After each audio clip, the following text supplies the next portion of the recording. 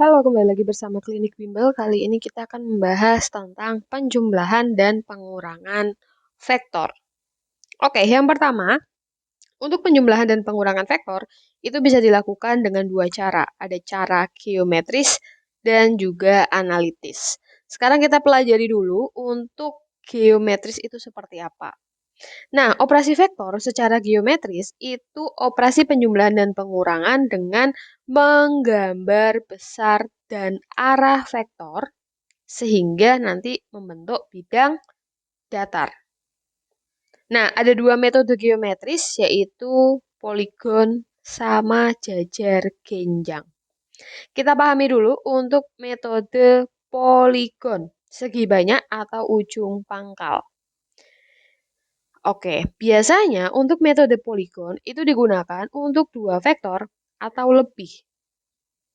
Aturannya adalah menggambar salah satu vektor, menggambar vektor kedua dengan pangkal di ujung vektor pertama, kemudian menggambar vektor ketiga hasil penjumlahan atau yang disebut dengan resultan.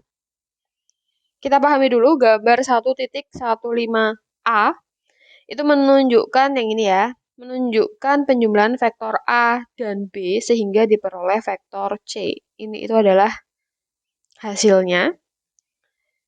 Jadi itu nanti dituliskan sebagai berikut.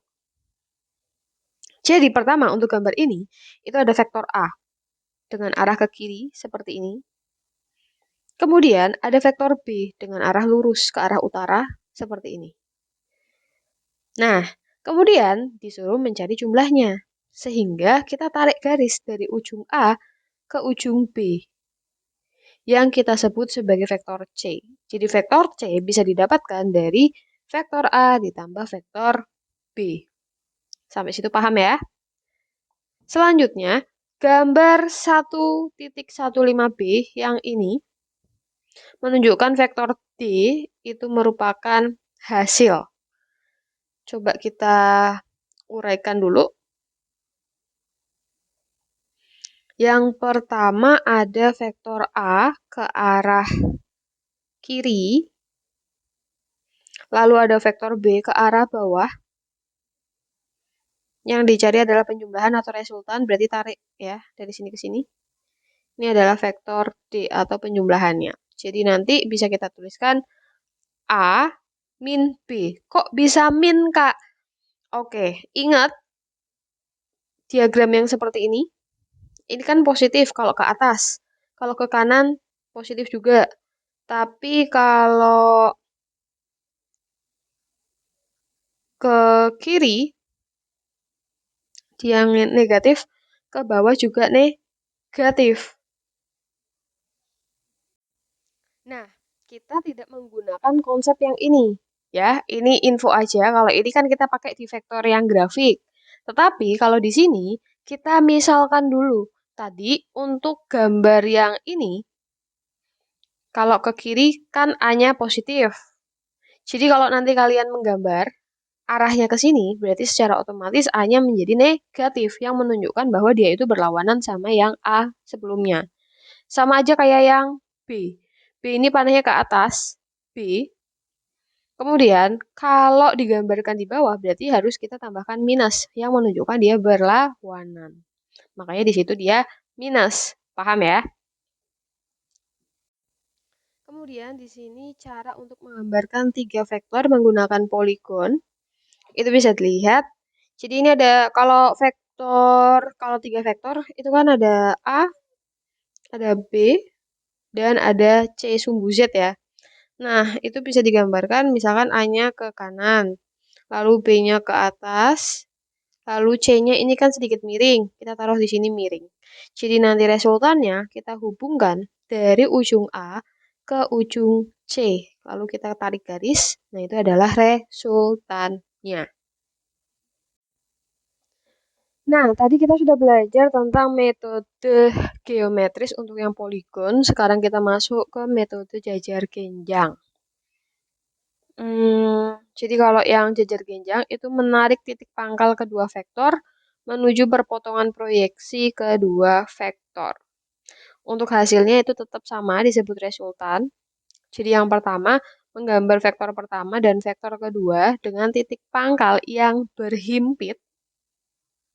Kemudian menggambar jejer genjang dengan kedua vektor sebagai sisinya.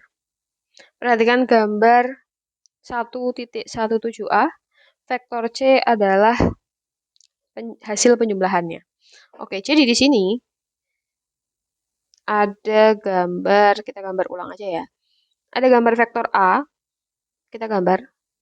Vektor B-nya ke atas, kita juga gambar. Kemudian kita ambil atau kita gambar dulu jajar genjang.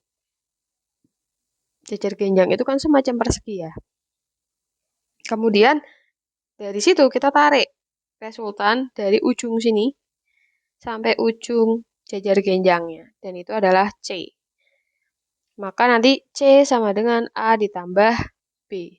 Sedangkan untuk gambar yang B, sama ada vektor A, ada vektor B ke arah bawah jadi negatif. Bukan karena bawahnya ya, tapi berlawanan dengan yang gambar sebelumnya. Lalu kita gambar jajar genjang, tarik dari ujung ke ujung sebagai vektor D. Nanti D sama dengan A min B. Kalau 3 vektor, ini adalah vektor A, yang ini. Vektor B ke atas, vektor C ke samping, lalu kita gambar jajar genjang. Nah, sebelum menggambar jajar genjang, dari A sama B, itu kan ada resultan, tarik sini, sebagai R1. Kemudian, apalagi ya, dari R1 ke C, R1 ke C, itu juga ada R1 kan yang ini yang coklat, terus C itu kan yang ini ya. Berarti kan kita bisa tarik juga nih. Nah, itu adalah R2. Penjumlahan R1 dengan si C. Kemudian, sudah. Itu menjadi gambar resultan 3 buah vektor dengan metode jajar genjang. Kurang lebih seperti itu. Kalau kalian bingung, coba kita gambarkan ulang aja.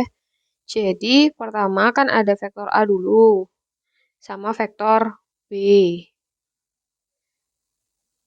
Nah, lalu kan kita biasanya gambar jajar genjang nih. Kemudian, kita tarik, itu adalah R1. Paham ya? Nah, itu gambar pertama tuh. Kemudian, selanjutnya, berarti di sini ada R1, terus ada C. C-nya kan di sini nih. Ya, kita taruh di sini. C. Berarti kita gambar jajar genjang. Sebentar.